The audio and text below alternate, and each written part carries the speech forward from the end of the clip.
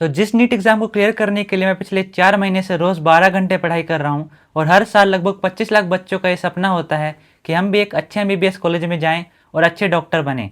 तो इसी एग्ज़ाम को क्लियर किया अनुराग ने, और सिर्फ क्लियर ही नहीं किया, 99.9 परसेंटाइल लेके आया, एक अच्छा एमबीबीएस कॉलेज भी मिला।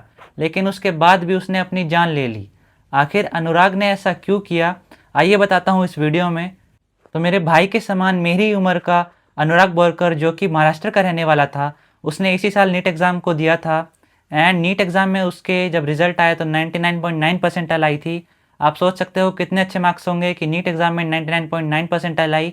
बहुत सारे बच्चों का सपना होता है कि हमारे भी इतने मार्क्स आएँ।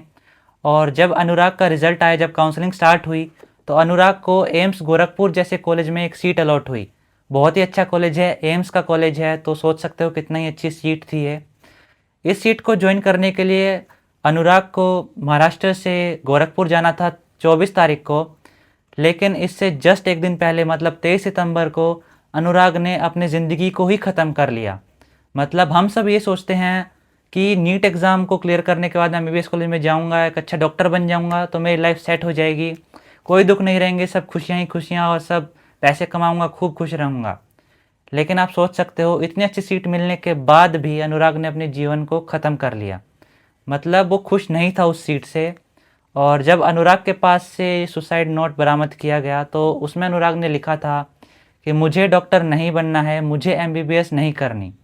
एक बिजनेसमैन भी उतने ही पैसे कमा लेता है जितना कि एक डॉक्टर 5 साल मेहनत करने के बाद कमाता है। मेरे से ये नहीं होगा, मैं ये नहीं कर सकता। ये एग्जैक्ट वर्ड हैं जो कि अनुराग ने अपने नोट में लिखे थे। तो इस बात से आप समझ सकते हो कि सिर्फ एक डॉक्टर बनना ही जीवन में सब कुछ नहीं है। अगर आपका इंटरेस्ट है किसी फील्ड में, आपको डॉक्टर बनना है, तब भी आप इस प्रोफेशन को चूज़ करो। मैं पेरेंट्स से भी ये कहना चाहता हूँ कि अपने बच्चों को बिल्कुल भी फोर्स मत करो कि आपको यही करना है, कुछ और नहीं कर सकते, सिर्फ डॉक्टर ही बनोगे।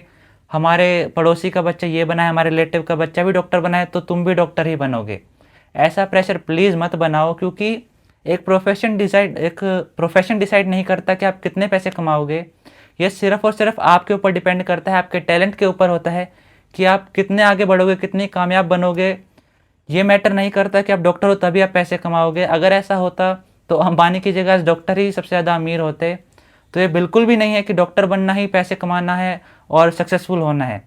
एक किसान भी अगर अच्छे से मेहनत करे, आपको एग्जाम्पल बहुत सारे मिल जाएंगे कि सिर्फ खेती बाड़ी करके भी लोग करोड़ों रुपए कमा रहे हैं। तो मैटर नहीं करता आप क्या प्रोफेशन चूज़ करते हो, मैटर ये करता है कि उस प्रोफेशन में आपका इंटरेस्ट होना चाहिए और आपकी पूरी लगन होनी चाहिए, आपको काम करने में मज़ा आना चाहिए। अनुराग ने एक अच्छी सीट भी ली, खूब पढ़ने वाला बच्चा था, कितने अच्छे मार्क्स आए, एम्स गोरखपुर भी मिला, फिर भी अपनी ज़िंदगी को ख़त्म करना पड़ा। उसकी कुछ मजबूरियाँ रही होंगी जो कि हमें समझना पड़ेगा, लेकिन ये चीज़ 1% भी सही नहीं है, बहुत ही ज़्यादा गलत है ये स्टेप। क्योंकि ज़िंदगी सिर्फ यहीं तक सीमित नहीं है। सिर्फ एमबीबीएस करना या फिर सक्सेसफुल होना ही लाइफ का मोटिव नहीं होता। एक लाइफ बहुत ही लंबी जर्नी है, इसमें बहुत उतार चढ़ाव आते हैं, बहुत सारी चीज़ें होती हैं। तो सिर्फ इस चीज़ के लिए अपनी ज़िंदगी को ख़त्म करना कुछ भी नहीं है। तो ऐसा कदम बिल्कुल भी ना उठाएं, बिल्कुल भी नहीं। अगर आप स्टूडेंट हैं या फिर पेरेंट हैं तो अपने बच्चों को सपोर्ट करो, उन्हें अच्छी अच्छी चीज़ें सिखाओ, अच्छे से उनका सपोर्ट करो, अच्छा प्रोफेशन दिलाओ, जो उनका मन करे वो करने दो, फोर्स भी तो बिल्कुल भी मत करो।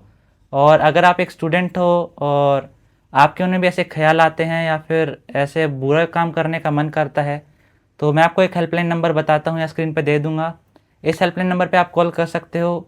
यहाँ पे आपकी बिल्कुल हेल्प की जाएगी। और हेल्प लेने का मतलब ये नहीं होता कि आप हार चुके हो। हेल्प लेने से कोई दिक्कत नहीं है, हेल्प लो और अच्छे से एक अच्छे प्रोफेशन में जाओ, अच्छी ऊंचाइयों पे जाओ, अच्छे सक्सेसफुल बनो। Thank you so much.